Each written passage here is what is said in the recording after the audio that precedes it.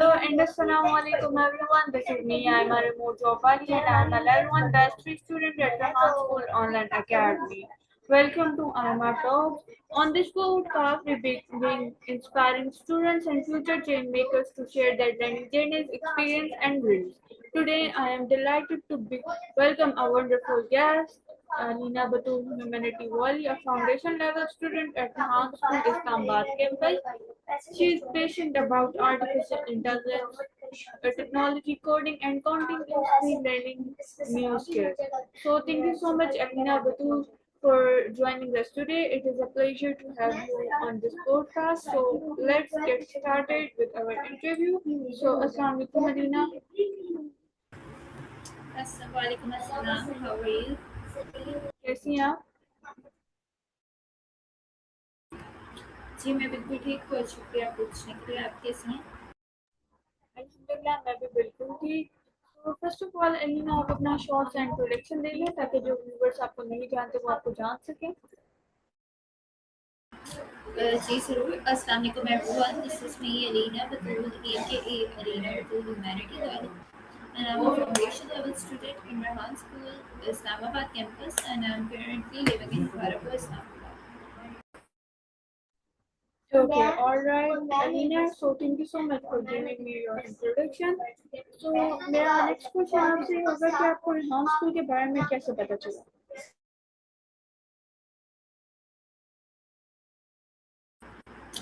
जी मुझे रेहान स्कूल के बारे में सोशल मीडिया के थ्रू पता चला। और मेरा सबसे पहले मेरे भाई का एडमिशन स्कूल में हुआ और स्कूल हमारे घर से बहुत करीब था, तो उसके थ्रू भी अब मुझे स्कूल के बारे में पता चला। Okay, all right. So thank you so much.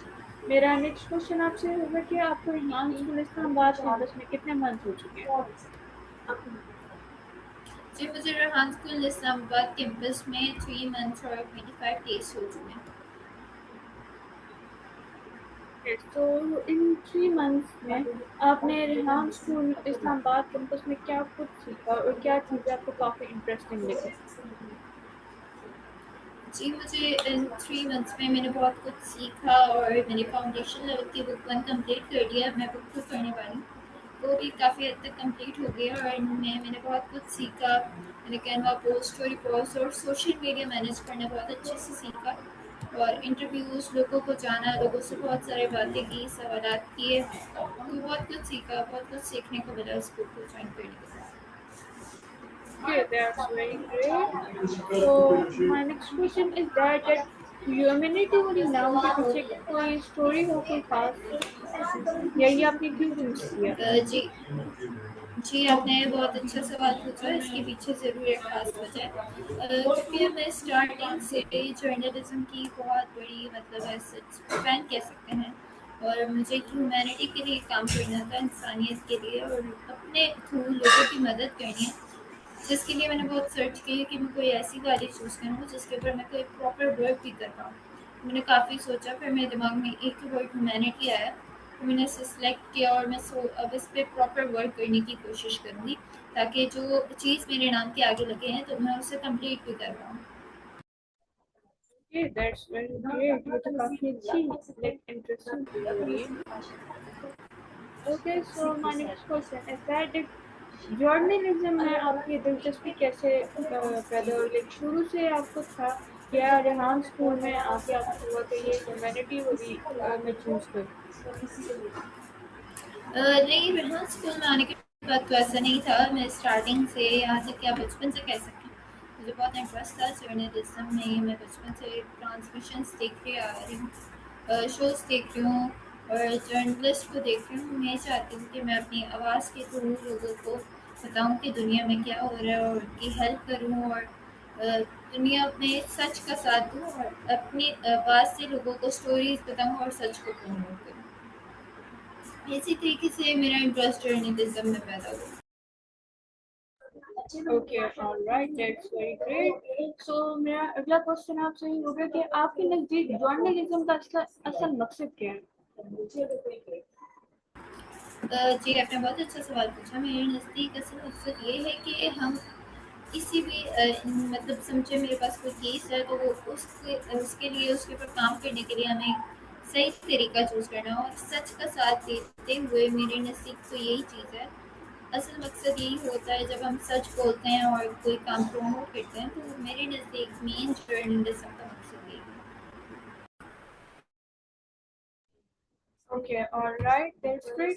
सो मेरा नेक्स्ट क्वेश्चन आपसे ये होगा कि एक जर्नलिस्ट की सबसे इम्पोर्टेंट क्वालिटी क्या होनी चाहिए? It's similar to my first answer कि सबसे अच्छी क्वालिटी और मेन क्वालिटी यही होनी चाहिए कि वो कभी गलत चीज़ को प्रमोट ना करे, हमेशा सच बोले और गलत बात का साथ ना दे और सच का साथ हमेशा दे।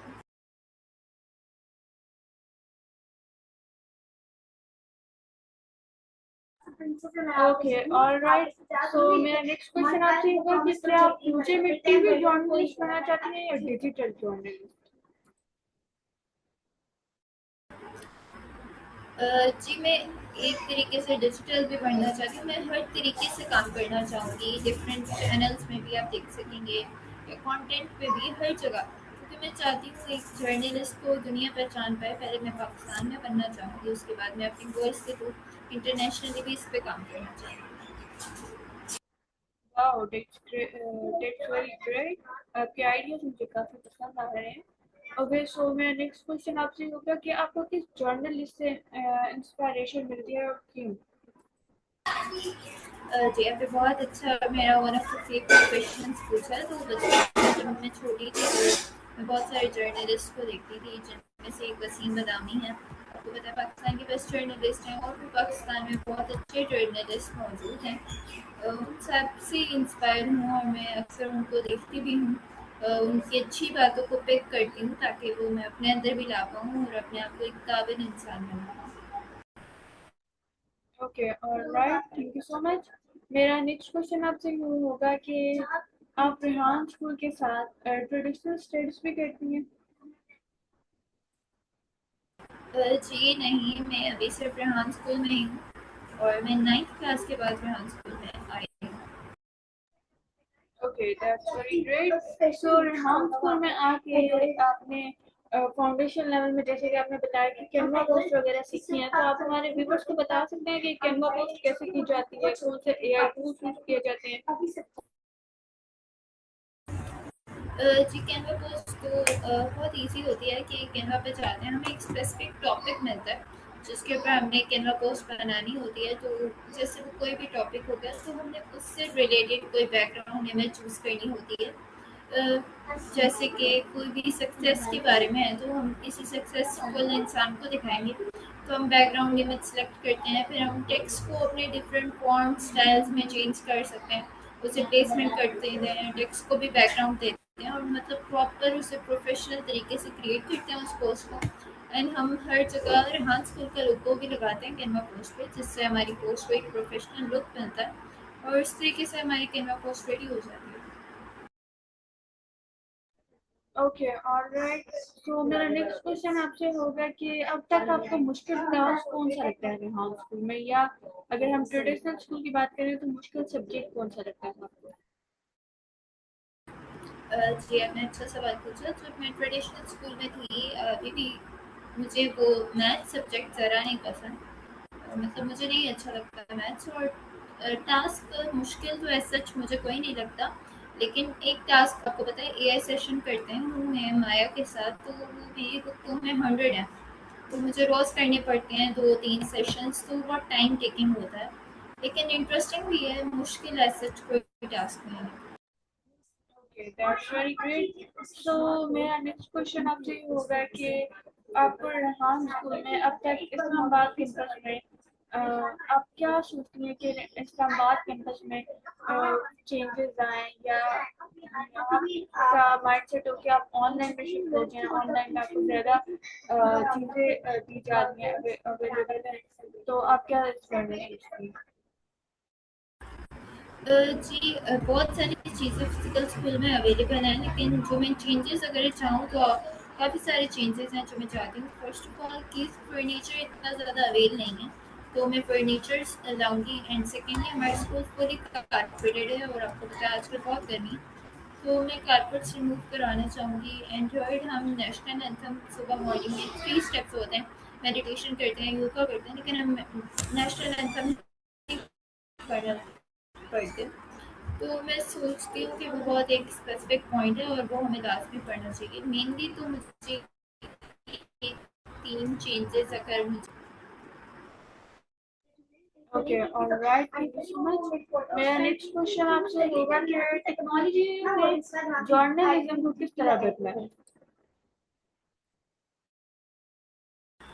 जी आपने बहुत अच्छा सवाल पूछा। बहुत टेक्नोलॉजी को तो हम किसी भी प्रोफेशन में यूज़ कर सकते हैं, चाहे जर्नलिज्म हो, डॉक्टरी हो, इंजीनियरिंग हो, तो हम हर तरीके से उसे यूज़ कर सकते हैं। जैसे कि हम डॉक्यूमेंट्रीज बना सकते हैं एआई के थ्रू। अगर मुझे कोई स्टोरी पोस्ट करनी है दुनिया के सामने, तो मैं एज अ जर्नलिस्ट एक एआई के थ्रू, टेक्नोलॉजी के थ्रू एक डॉक्यूमेंट्री बनाऊंगी, क्योंकि काफ़ी लोग ऐसे होते हैं जो देख के विजुअलाइज करके चीज़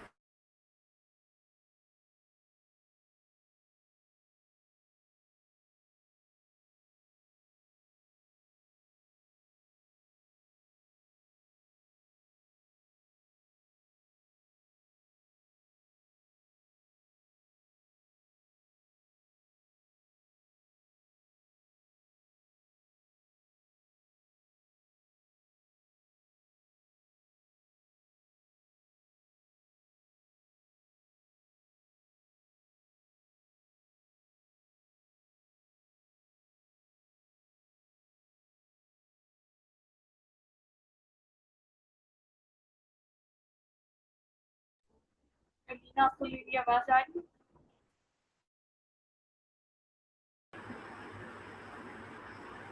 ओके, सो मेरा अगला क्वेश्चन आपसे ये होगा कि रेहान स्कूल इस्लामाबाद कैंपस में आपके फेवरेट फैसिलिटेटर कौन है जो आपको गाइड करती हो या आपको लाइक एज अ फैसिलिटेटर के तौर पे आपको अच्छा गाइड करती हो? ओके। तो जब मैं स्टार्टिंग में आई थी तो हमारे स्कूल में एक लड़की है जिसका नाम मनावी है। उन्होंने काफ़ी कुछ मुझे 1 वीक में सिखाया। उसके बाद मैंने खुद ही अपना काम किया और सब कुछ सीख लिया। और जब कभी मुश्किल आती है तो मैं टीचर मैम मैडम से हेल्प ले लेती हूँ। Okay, that's very great. मेरा नेक्स्ट क्वेश्चन आपसे ये होगा कि आपकी हॉबीज क्या हैं?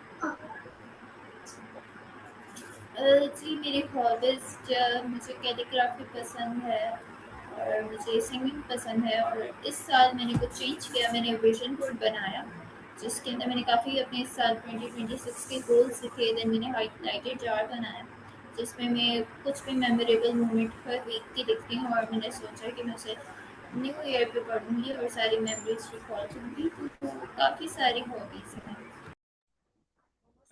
That's very great Joy, like है काफी अच्छा है। ओके, ऑलराइट, तो मैं नेक्स्ट क्वेश्चन आपसे होगा कि जैसे कि आपने बताया कि आपको हॉबीज में सॉन्ग सिंगिंग वगैरह पसंद है, तो अब तक कोई ऐसा सॉन्ग हो जो आपका फेवरेट हो जिस पे आपने वॉइस ओवर भी किया हो?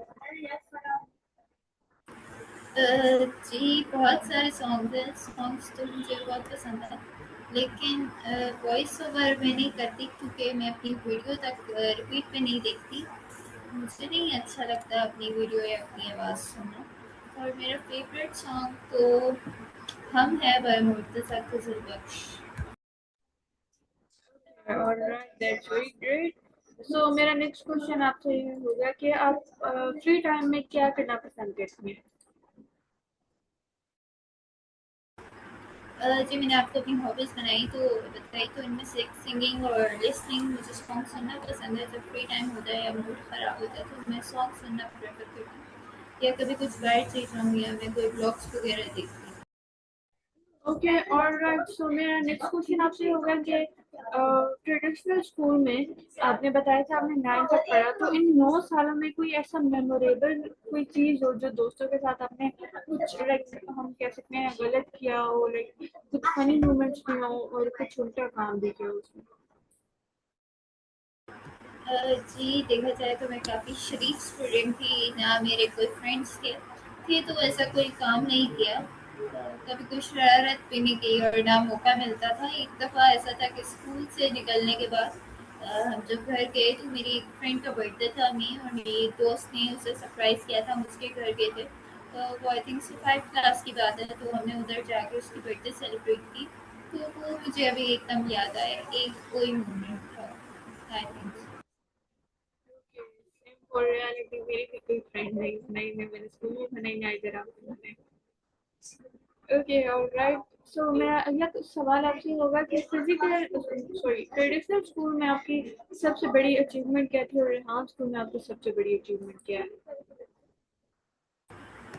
ट्रेडिशनल स्कूल्स में तो काफ़ी अचीवमेंट्स होती हैं, मतलब काफ़ी दफ़ा सर्टिफिकेट्स मिलते हैं, good attendance. I think so मेरी ट्रेडिशनल स्कूल में बहुत अच्छी अटेंडेंस रही है, मतलब मैं महीनों बाद जाके कहीं एक छुट्टी करती थी, वो भी पता नहीं बीमारी की वजह से। और अटेंडेंस और डिबेटर की बहुत अच्छी, और मुझे सर्टिफिकेट्स मिले हैं, मेरे नंबर्स अच्छे आए थे। तो रेहान स्कूल में मेरी यही अचीवमेंट है, मैंने बहुत जल्दी चीज़ें पिकअप की हैं और मैंने बुक 1 बहुत जल्दी फिनिश की है और बुक 2 भी इंशाल्लाह होने लगी है। और काफ़ी कुछ सीखा है, और अचीवमेंट यही है कि मैं मैम इरम की असिस्टेंट फैसिलिटेटर हूँ, उनके स्टूडेंट्स को हेल्प करती हूँ उनके काम के लिए।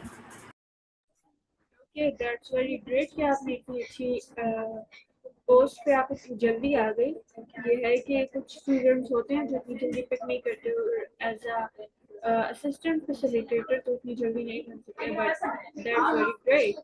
ओके सो मेरा नेक्स्ट क्वेश्चन आपसे होगा कि आपको सबसे ज़्यादा किस चीज़ से मोटिवेशन मिलती है?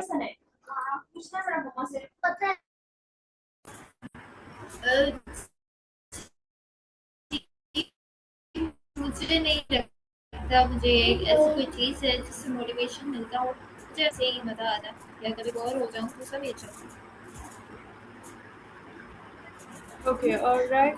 सो मेरा नेक्स्ट क्वेश्चन आपसे होगा कि आपने अब तक सबसे इम्पोर्टेंट लेसन क्या सीखा?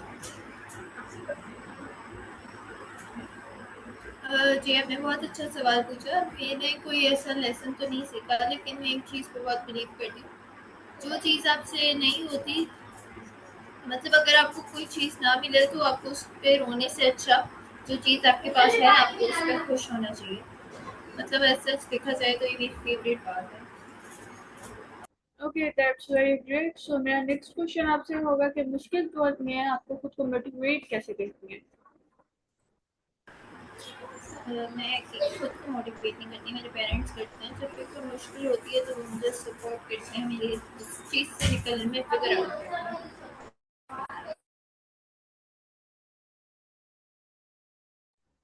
Okay alright so thank you so much. मेरा नेक्स्ट क्वेश्चन आपसे होगा कि आपके पेरेंट्स आपको किस तरह सपोर्ट करते हैं? और प्लीज अपना कैमरा ऑन कर लें।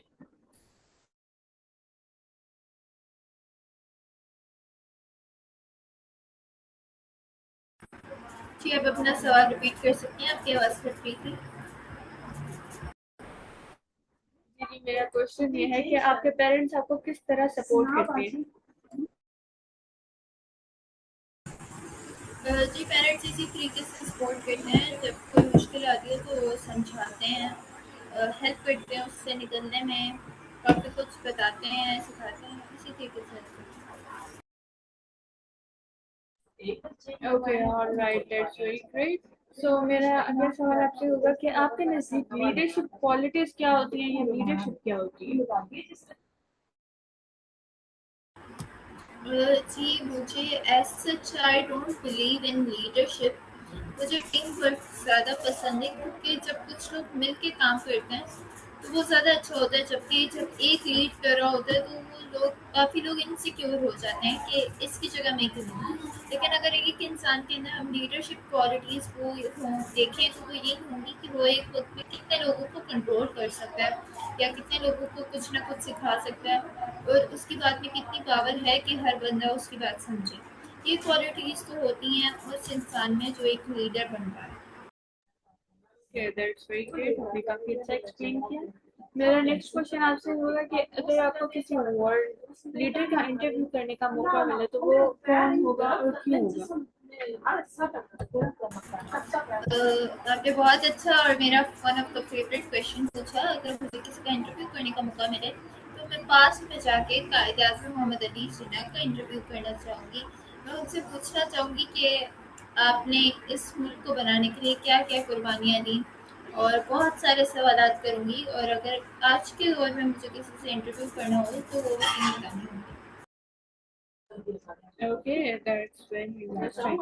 So मेरा next question आपसे होगा कि आप sorry, आप किस सोशल इशू पर अवेयरनेस फैलाना चाहेंगे?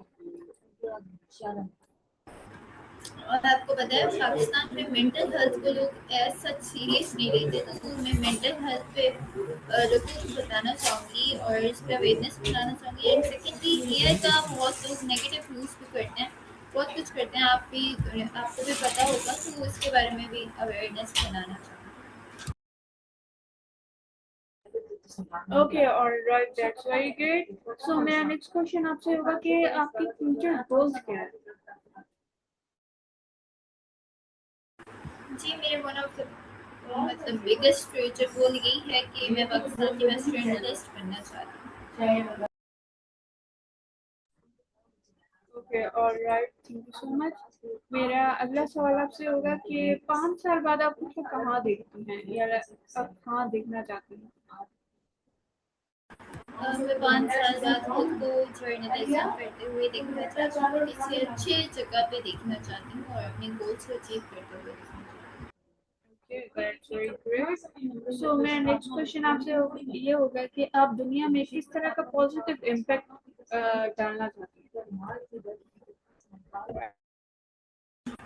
पॉजिटिव इम्पैक्ट तो इस तरीके से मैं डालना चाहती हूँ कि हर इंसान को पता हो कि सेफ्टी कैसे हो, चीज़ों का ख्याल कैसे रखा जाए, गंदगी ना फैलाई जाए। पॉजिटिव इम्पैक्ट अपने थ्रू इस तरीके से लोगों को इंफॉर्मेशन और अवेयरनेस दूँ हर चीज़ के बारे में, ताकि उन्हें पता हो किसी चीज़ को, अपने मुल्क को और अपनी जो आपके पास नीतियाँ हैं उसे किस तरीके का सही इस्तेमाल करना है। Okay, alright, thank you so much. मेरा नेक्स्ट क्वेश्चन आपसे ये होगा कि अगर आपको एक डॉक्यूमेंट्री बना सके तो वो किस टॉपिक पर होती? जी, आपने बहुत अच्छा सवाल पूछा। अगर मैं डॉक्यूमेंट्रीज बनाना चाहती तो मैं चाइल्ड लेबर और अंडर एज मैरिज पे डॉक्यूमेंट्री बनाना चाहती। Okay, that's very great. So मेरा नेक्स्ट क्वेश्चन आपसे होगा कि आपके नज़दीक कम्युनिकेशन स्किल्स कितनी इम्पोर्टेंट है? जी, कम्युनिकेशन स्किल्स बहुत इंपॉर्टेंट है, क्योंकि ये हमें हमारी तरबियत दिखाती है कि हम किस तरीके से किसी से बात करते हैं और अपने बारे में क्या बताते हैं, क्या शो करते हैं। जब हम किसी से बात करेंगे हमें तरीका आएगा बोलने का, तभी अगला जो इंसान होगा वो आपको उस तरीके से हैंडल कर पाएगा। अगर हम स्टार्टिंग से किसी से बदतमीजी से बात करेंगे तो वो हमें जवाब भी उस तरीके से नहीं देगा। ये कम्युनिकेशन स्किल्स तो बहुत इम्पोर्टेंट।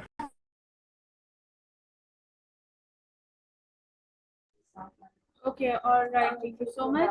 मेरा अगला सवाल आपसे ये होगा कि पब्लिक स्पीकिंग में कॉन्फिडेंस कैसे बिल्ड किया जा सकता है?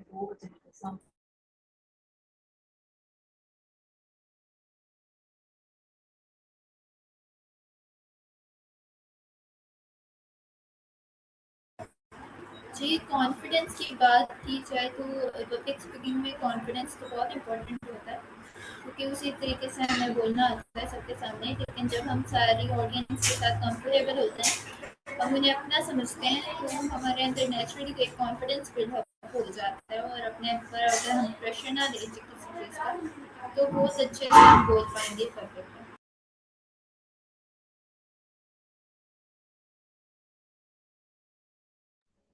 Okay, alright, thank you so much. मेरा नेक्स्ट क्वेश्चन आपसे होगा कि आपके नज़दीक सक्सेस की डेफिनेशन क्या है?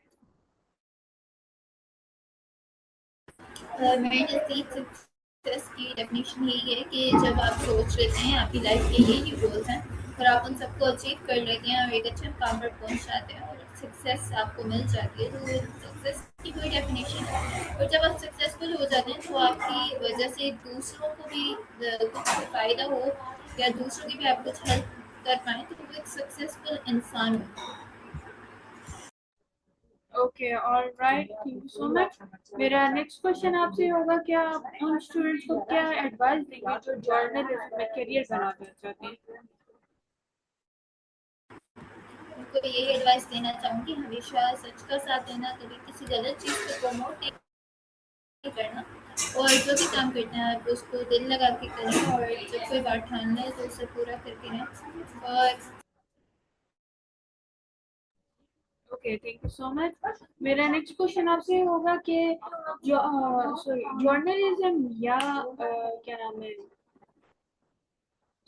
जस्टिस वाली, इन दोनों में क्या फर्क है? जी आपकी सवाल की समझ नहीं है, दोबारा रिपीट कर सकते हैं? मैं कह रही हूँ कि जर्नलिज्म और जस्टिस वाली में क्या फर्क है? जर्नलिज्म और जस्टिस वाली में तो काफ़ी फ़र्क है। जैसे जर्नलिज्म तो आवाज़ के थ्रू होता है, और जस्टिस अपने काम के थ्रू होता है। जज तरीके से हम देख सकते हैं तो हमें इंसाफ देना हम पे फ़र्ज होता है, और हम किसी को इंसाफ दें और इंसाफ के ऊपर काम करें और सबके साथ इंसाफ के साथ रहें। तो काफ़ी फ़र्क है इन चीज़ों में।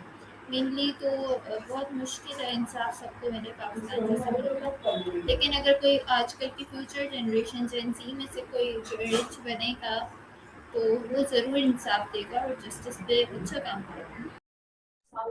Okay, that's very great. अगर मैं अपना ओपिनियन दूँ तो आपके आइडियाज मुझे काफ़ी इंटरेस्टिंग लगे, और आपके आपकी थिंकिंग के बारे में मुझे काफ़ी इंटरेस्टिंग चीज़ लगी कि आप एक लाइक हम कह सकते हैं कि एक जस्टिस की तरह काम करिए और इंशाल्लाह आप जरूर कामयाब होंगी। ओके, सो मेरा आखिरी सवाल आपसे होगा कि ह्यूमैनिटी का मतलब आपके लिए क्या है? मेरे लिए मतलब ये है कि मैं जो हूँ मेरी वजह से दूसरों को भी फ़ायदा हो, और मैं लोगों के लिए काम करूँ। अपने लिए तो हर इंसान काम करता है, लेकिन लोगों के लिए बहुत कम लोग सोचते हैं। तो मेरे लिए ये मतलब है कि मैं अपने थ्रू लोगों की हेल्प करूँ, उनकी आवाज़ बनूँ, और जो लोग अपने हक के लिए नहीं बोल पाते उनके लिए बोलूँ, और सबको उनके लिए कुछ करके दिखाऊँ। Okay, all right. Thank you so much, Alina, Batul Humanity One, for taking the time to join us today and sharing your inspiring journey, thoughts, and future aspirations with our audience. It was truly a pleasure speaking with you. Your vision for learning technology and artificial intelligence is inspiring, and I am sure your story will encourage many students to believe in themselves and continue developing new skills. So, everyone watching and listening, thank you for being with us today. If you enjoyed this interview, don't forget to like, share, and subscribe for more inspiring conversation with amazing students and professionals. Until next time, this is Aima Remote Jobali signing off from Aima Talks. Allah Hafiz, take care and keep learning.